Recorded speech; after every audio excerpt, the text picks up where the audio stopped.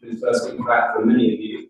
And I hope that sitting through some interesting talks in your company will be a lot better than being in the office. And I'm particularly delighted to see such a wide range of participants today. We've got representatives from the industry, academia, litigation consultancies, and large national law firms and specialist boutique firms, and not just from the UK, but also from the US. So we're welcoming Bob Clifford and Kevin Durkin from Clifford Law Offices in Chicago, and Joel Smith from Bowman and Brooke in Columbia, South Carolina. In fact, there is a delegate list somewhere, hopefully either a reception or in your pack, but you should be able to see everybody who's attending today. Our American friends may be pleased to be able to get away from the presidential election campaign droning on, but perhaps coming to the UK is not necessarily the best example of good governance and politics. But there we are. For those of you who don't know me, I'm Nathan Tavares. I head the health department at Barristers and Chambers, and also run the group litigation liability work group. In Chambers, we cover all aspects of product liability and group litigation. So in the health department, we cover clinical negligence related and products related to medical devices, etc. But also the other half of Chambers is the business side, which covers regulatory and more commercial aspects of product liability. And we act on both claimant side and defendant side, as many chambers do. Some recent examples, very topically, Andrew Short and Gus Baker in Chambers, instructed by Lead Day, were successful in their claim on behalf of 3,500 claimants in a landmark equal pay claim against Next, as you will see in the media. We've got Rob Dixon here, who's acting for the Department of Health in the COVID litigation relating to early discharge to care homes. David Grant, KC, and Philip Steer, with the aid of crowdfunding, are bringing a multiple derivative claim against the largest pension provider scheme in the country. And we've got Jared McDermott, of course, who's representing, with others in Chambers, 800 claimants in the Grenfell House inquest and litigation, and obviously this morning the final tranche of the inquest report came out, which is pretty solid reading. So I'm excited to share with you an interesting and diverse programme that's being put together this afternoon, largely through the efforts of Jared, who's been the inspiration and the driver of today's seminar. Jared has great contact into our American guests. He tells me it's through his spent youth in the US when he was chair of the young bar, but also coincides with a golfing tournament, so a very useful opportunity for them. We're encouraging participation as much as possible. Hopefully there'll be time for some questions at the end of each session. If not, there's a panel session at the end, and hopefully we'll be able to deal with any of your questions then. We've got 3 sessions or presentations. First of all, then a break at 3:15 for coffee or tea, and 3 more sessions finishing at 5, and there'll be drinks thereafter. This is the first in a series of seminars out of 10 chambers are going to be putting on dealing with group litigation issues, and that's over the next 12 months. And an initial date for your diary is the 10th of October, and we're going to be hosting a group litigation social events, or a drinks session, which we held at Soho Works, which you don't know about, it's a sort of swanky outpost of Soho House at 180 The Strand. From the outside, it doesn't look great, because it's the former offices of what used to be known as Arthur Anderson. So we hope they don't end up the same outcome that they had. But anyway, so it's a lovely venue. So hopefully on the 10th of October, you can come along, and that'll be social, purely, possibly a small presentation, but mainly for you to be able to be on the claim side, defendant side, funders, and everybody else involved in group litigation. So anyway, enough from me and enough plugging. I'd like to introduce our first speaker. In fact, just before I do that, I ought to say there are no scheduled fire alarms, so if the fire alarm doesn't go, there are exits, as you can see, at the front of this room. But yes, our first speaker, Joel Smith. And Joel is going to talk to us about litigating vehicle accidents in the range of automated vehicles. And for those of you who don't know, Joel is a partner at Bowman and Brooke in Columbia, as I mentioned earlier. He's got over 40 years' experience defending high exposure product liability and mass tort claims.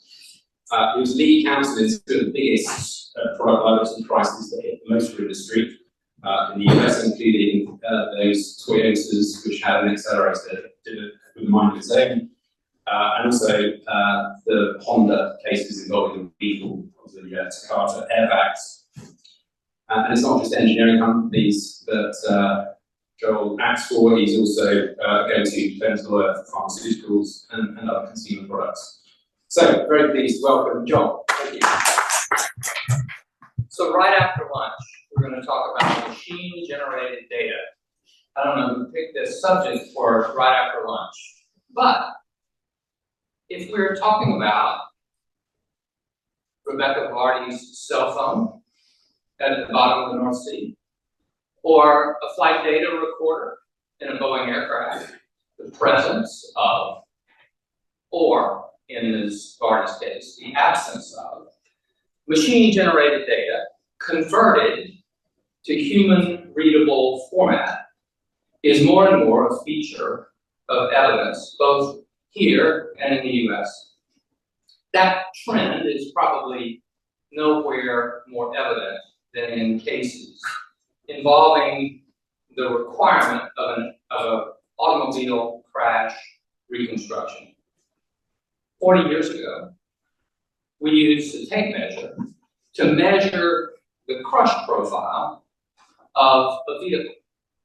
And then we compared that crush profile to a known crush profile at a given speed from a crash test, and we extrapolated or interpolated from there to develop an understanding of the severity of the crash to correlate that with whether injuries should occur. And then came airbags.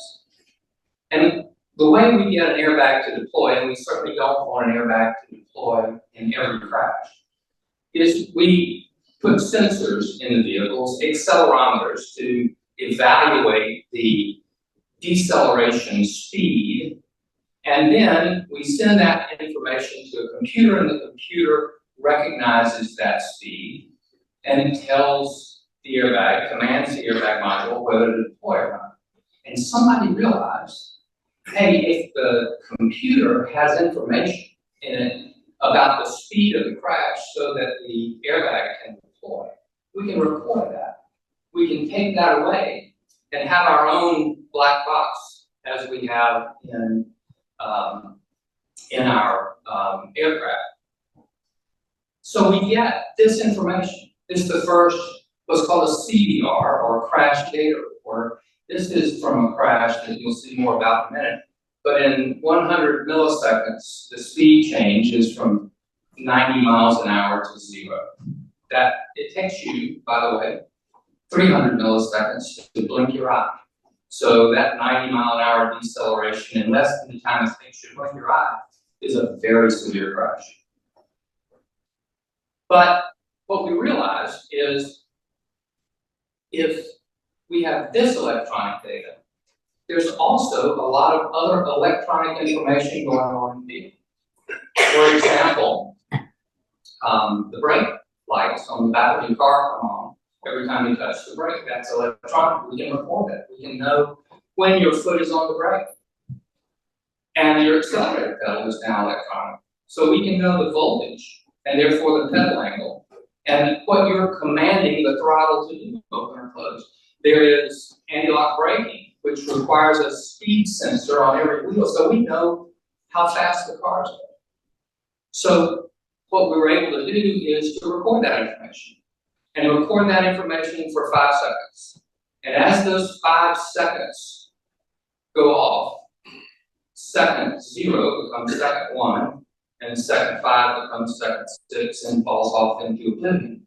Then when there's a crash, it freezes the 5 seconds. So we know brake pedal application, accelerator pedal application, speed, engine RPM, a number of things that are occurring at the time of the crash and just before. There's also a seatbelt electronics. Remember, when you don't buckle your seatbelt, you get that obnoxious chime, right? So that's an electronic feature, and we can know what seats were occupied and what passengers had their seatbelts buckled. This is the information we get. This is the information that comes from the EDR. This is hexadecimal data, and for each one of these little squares, there is a meaning for what appears there, the machine-generated data. Now, there's a document, a specification, that I can sit with for a month or so and figure out what happened here. But what we have now is a software tool that downloads the hexadecimal data and converts it into human readable format. So we are able to know, for example, what seats are occupied. We've had their seatbelts on. We're able to get the deployment summary of how quickly the airbag deploys because there are cases involving late deployment of airbags. We're able to still get the CDR data, but we're able to record that 5 seconds. You can see in half-second intervals the vehicle speed, the service brake, the accelerator pedal. We still get the CDR data, and we get deceleration data in delta V, change in velocity. All of this information we get, and we still measure the car, not with a tape measure. We do a complete laser scan of the vehicle. We superimpose the crash vehicle over a vehicle that is undamaged, and you can measure to millimeters every movement of the car, the headlight to where it ended up. You can also put those vehicles together in 3 dimensions and show how they interacted with each other. All of this is machine-generated data converted to human, here visible, but human readable and understandable format. Then we realized with electric vehicles and automated vehicles that there's a whole lot more information in that vehicle, right? Tesla, for example, records the entire drive cycle, not just the 5 seconds, but you have the entire drive cycle from the time that the vehicle is turned on. And Tesla gets information from the driver, OTA, over the air, from its vehicles all the time in order to better improve the performance of vehicles. This information is studied by the engineers. So in those cases, there's even more information. Information about the driver's behavior, information about the driver's habits, information about that particular drive cycle. So what we're going to do is talk about what we need to do to use this information. And there are 3 things we need to master. One is admissibility.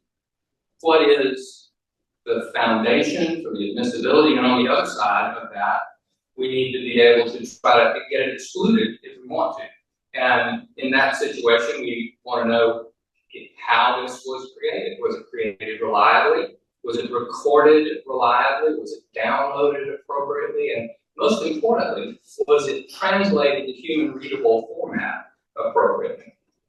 We never had to worry about that when we were using that tape measure. The second thing that we have to do is worry about preservation. Ms. Vardy could have used this lesson. Apparently, she accidentally dropped her phone in the ocean, the North Sea. But what we have to know is where this information is, how it can be retrieved, without corrupting it, and we have to know where it is so that we can advise our clients what they can and can't do. We're dealing with a case right now where someone did a factory reset of their smartphone and again lost all the data. Might as well be in the North Sea. We're not going to talk about either of these things. But what we are going to talk about is how to present this evidence when you obtain it. And we're going to do that by talking about a particular crash. This crash occurred on a freeway near San Francisco, California, a place called Mountain View. It involved a Tesla Model X and a gentleman named Walter Wong who worked for Apple. The Model X has a feature called autopilot, which we've all heard of. It is a level 2 partial automation system.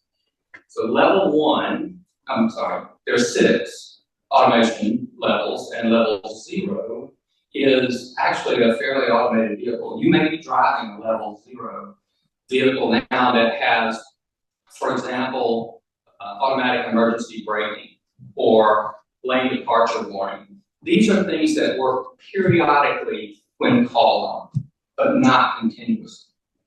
Level 1 will have a single feature that can operate by itself, but it operates continuously.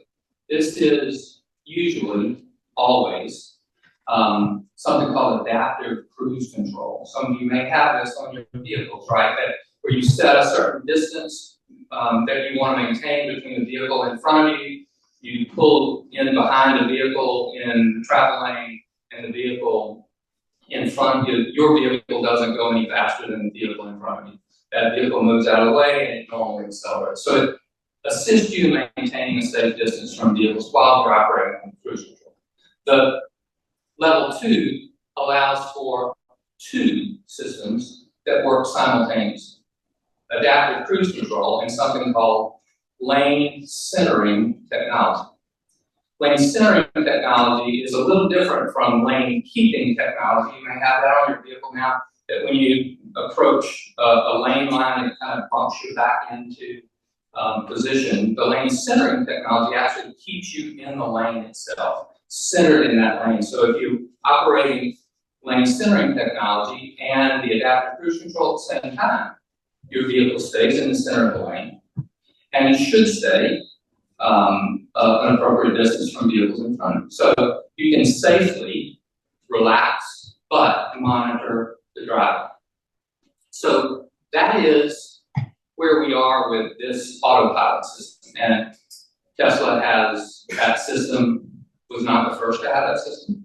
And now many manufacturers sell vehicles with level 2 partial automation.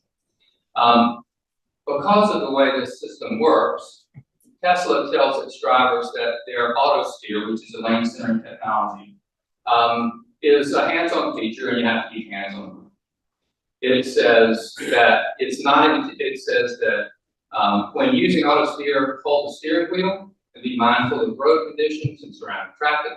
Never depend on auto steer to determine an appropriate path. Always be prepared to take immediate action. Failure to follow these instructions could cause damage, serious injury, or death. It's a pretty significant warning. And one of the limitations described particularly is auto steer is particularly unlikely to operate as intended when it's unable to determine the lane markings when they're excessively worn or branching off. Okay, so Mr. Wong is driving south on Highway 101 in Northern California when he approaches what's called appropriately a gore area. This is a triangular area where a lane departure is occurring, an exit ramp, for example, which is what this is. And at the end of the exit ramp, here is a barrier that divides the lanes, a cement barrier. It has an attenuator applied there that will crush and absorb some of the energy. Unfortunately, when Mr. Wong got to the attenuator, it had already been damaged from a prior crash 12 days earlier. So it attenuated absolutely nothing in this crash. So what happens? This is the distance, 640 feet of the gore area. Can you see that triangular area? So here's the beginning of the gore area, and you can see a poorly marked lane line, a faded lane line, and a departing lane line. And the departing lane line is vivid, so we know what happened, right? The driver is going along with his vehicle on autopilot, and autopilot enters an auto steer 5.6 degrees to the left. And this is real-time animation. And this is what happens. 6 seconds from the time of the auto steer to the impact. And the driver doesn't steer, doesn't brake, does nothing, not drive. This is a result. And Mr. Wong died. Mr. Wong sued both the Department of Transportation in California for not fixing that attenuator and Tesla. So let's turn to the human readable format data that is available. The first thing is something we carry around in our pockets all the time, which is a text message. And this is a text message from 4 days before the crash, in which Mr. Wong is communicating with his friend Hans Ting, and he says, hey, and Mr. Ting, by the way, owns a Model X, and he says, hey, I'm having a problem here every time I get to this Highway 85 intersection. My vehicle's steering to the left, straight toward the gore. He tells him that 4 days before the crash. So we were able to go back and look at machine-generated data from Tesla that had been sent over the air. And we found 4 other incidents in the 35 days previous. Now what this is the steering angle plot. And you can see the blue steering angle plot ends at that line. The blue steering angle plot is the crash day, the day of the crash. These other 4 days are days when exactly the same thing happened and Mr. Wong steered away. We were able to take these and plot them so that we were able to show where the left steer occurs, that's the auto steer, and where his right steer, correcting 133 feet later, occurs. And it shows he's got 426 feet before the barrier, and he safely steers away with no difficulty. February 27th, he does it in 103 feet. On March the 1st, 88 feet. On March the 19th, this is 4 days before the crash on the 23rd, he does it again in 112. In fact, we're able to determine all of these together, and we're able to look at the time between the steers. So the first steer in February 16th occurs 1.6 seconds after this is the manual corrective steer is occurring 1.6 seconds after the auto steer, and you can see it gets better and better. He's managing this perfectly because he's doing exactly what the owner's manual tells him to do, which is to be vigilant. He's paying attention. So I'm going to ask you something. What changed? What changed? You know what changed? SGZ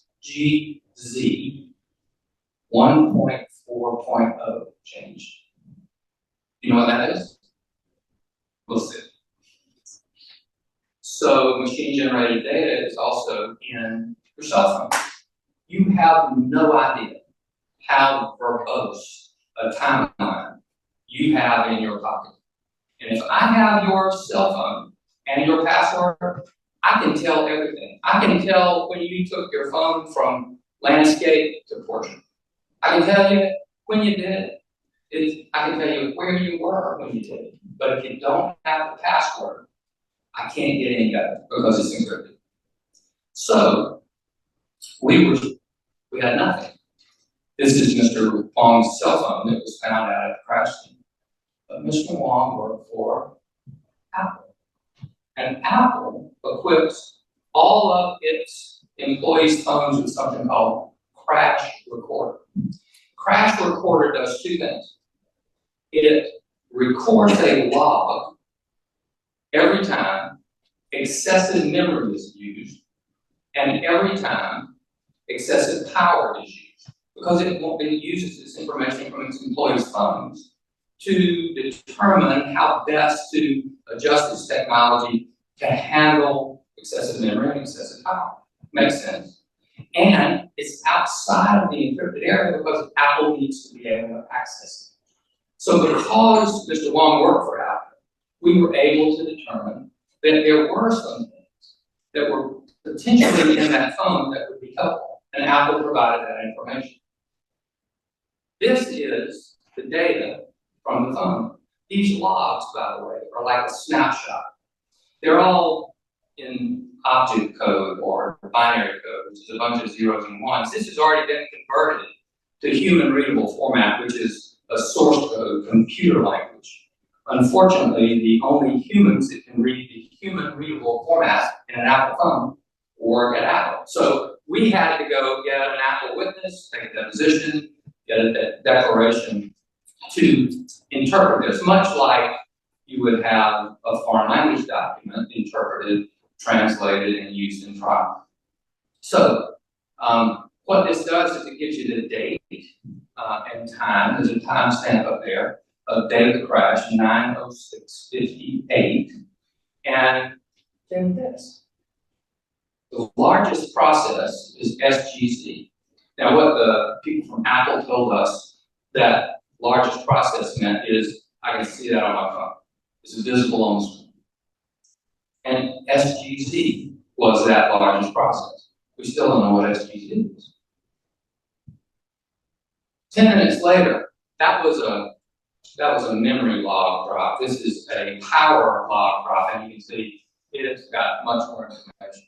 And every one of those little blue highlighted items says SGC. But it also says, there's the timestamp, 9:10. This crash happened at 9:27:27. And it says SGC again, but it also says this, oops, sorry, 1.4.0. So what is SGC?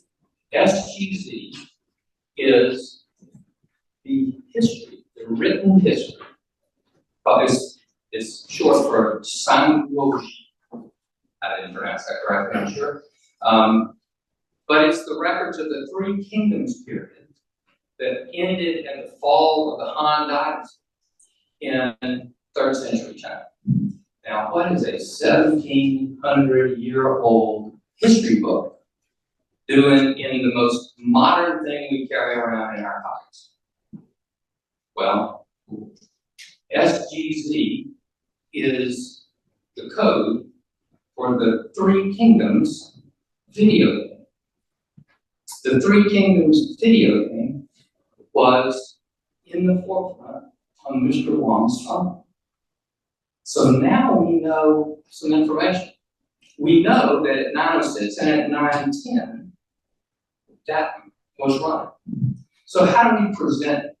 Oh, and we also went to AT&T, the provider of the cell phone, and they showed that in the final 10 or 11 minutes, the data usage was high and that it was consistent with 1 minute of online video games. So we know there's activity within that 10 minutes. So what we did was we created a timeline. And this is sort of the presentation point that we want to make about how to put this together in front of a court. The Tesla information is on the top, and the iPhone information is on the bottom. So we know the beginning of the drive cycle is 8:58, and this is when Mr. Wong drops his children off at daycare and drives to his work at Apple. Same route, the route where the crash occurred. And we know that the impact with the attenuator occurred at 9:27:27. So the first thing we do is we take that log that we showed you, the first log, and it's called a Jetson log, which is the memory log, that showed the SGZ process, and it showed that the SGZ process had been running on the forefront on the screen, the largest process, for 6 minutes, exactly 6 minutes. So we were able to go back 6 minutes and say the Three Kingdoms video game was launched. One of the things the plaintiff said when they learned that this Three Kingdoms was on the phone was, oh, what that means is he was playing it the night before, or in the morning, he got in the car, it was still on. Well, we know that's not true, because we know that the car was started at 8:58, and that the game was launched on his phone after that. So the next thing we did was we looked at when autopilot was first engaged. And autopilot was engaged at 75 miles an hour at 9:08. So he had been operating this vehicle without autopilot, with the video game on, for 8 minutes. Then the wake up resource log, which is the power log, was generated. And what that showed was SGZ 1.4.0, which is the version of the video game, was extremely active for 5 minutes. And then we know the auto steer occurred just 6 seconds before the crash. If this had been all we had, we would have been able to establish that he had played the video game at the beginning of the event, at the beginning of this drive cycle. But we would have had nothing to tie that to the actual time of the crash. A police officer picked up that damaged phone on the scene, and when he did, he triggered Siri. Not intentionally, probably just because it was damaged, and when he picked it up, it triggered Siri. Siri ran for 2 minutes, and when Siri ran for 2 minutes, another log dropped, and it showed SGZ in the forefront on the screen after the crash. So we were able to establish that it was, and that it had been running for 40 minutes. So we knew that whole time it had been running on the screen. Now, that tells us the video game was running, but why? What changed from those 4 previous events? And if he knew enough to warn his friend about this area where this occurred, why would he be extraordinarily vigilant there and not be focused on the video? What changed? So we were able to, this is just summary information here. So we were able to look at his use of this vehicle every week. Now, the way Tesla monitors driver misuse is by contact with the steering wheel.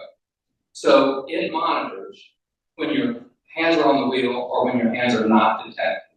So we're able to look at the warnings that he got. First thing that happens is you get a visual warning, you get another visual warning, then you get a chime to tell you to put your hands back on the wheel. So what we're able to look at is every week in 2018, when and how many visual alerts he got and how many chimes he got. And what we see is that for every week but that final week, we were able to see that the most visual alerts he got was 5, and in that final week, he got 15. He never got more than 2 chimes, and frequently we get none, and he got 5 that week. What changed about this week? And what we're realizing here is we can describe with this data, we can describe physical events, we can describe and understand driver behavior, but we can even get to the point of sort of solving driver motivation. We were able to look at the percentage of time hands were not detected on a week-to-week basis. The most was 14.7% of the time. The least was 5.3% of the time. And the week before the crash, it was 8.4% of the time. But on the week of the crash, it was 37.7% of the time. On the 21st, it was almost 60%, 58% of the time for that day. what changed? Why did this combination of safe vehicle, safe driver become dangerous? The car didn't change, the route didn't change, everything was the same, except for one thing. This is the Facebook page in Mandarin translated for the designer of SGC 1.4.0. And what we learn is the content version 1.4.0 has been updated at 13:10 on March 22nd. That should be sort of the day before the crash, and you remember the 21st was the day that had 51%. This is Hong Kong time. In California, that's the 21st. So what we learn is that the reason Mr. Wong, what changed, is Mr. Wong got a new version of this video game that he could not put down. I don't know if you know anything about, I learned a lot about video games in this case. I don't know if you know much about them, but they're competitive. One of our young lawyers in our office is a total nerd. He's really bright, but he was like number 3 in America in Dungeons and Dragons. I didn't even know there was a such thing. So he sits in my office and tells me, oh gosh, we understand this. What happens when they revise this and do a new level is that it creates new levels that you can achieve. And sort of the first one there gets ranked nationally and all this stuff that he just loved. But it explained why Mr. Wong was so dedicated to this game during this time. He didn't play it at home because he was helping his wife with kids and getting them off to school. He couldn't play at work because he had work to do. And he played when he drove back and forth from home.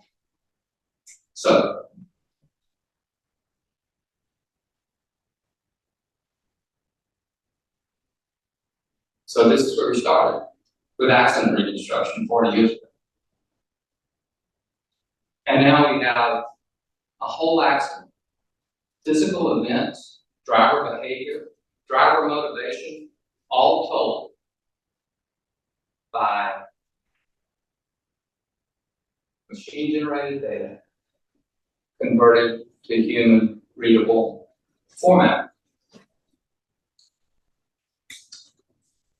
So machine-generated data can be useful in litigation, but it can also really ruin a party. I mean, can you imagine if Ms. Barda's phone had not accidentally fallen in the North Sea, how quickly that whole thing would have been solved and no drama. But I hope this is helpful to you in your product liability. And criminal cases, anytime an accident reconstruction is known, I'm happy to take any questions you might have. Thanks very much, Jeff. I think we better move on to the next talk. I'm not sure whether you're aware, but during our COVID inquiry, it's amazing how many WhatsApp messages were logged by the government officials of the day, including Rishi Sunak, etc. But anyway, it's a very inspiring talk. Thank you very much, and I really look forward to my next visit to Master Cook line for the deposition of the case. So.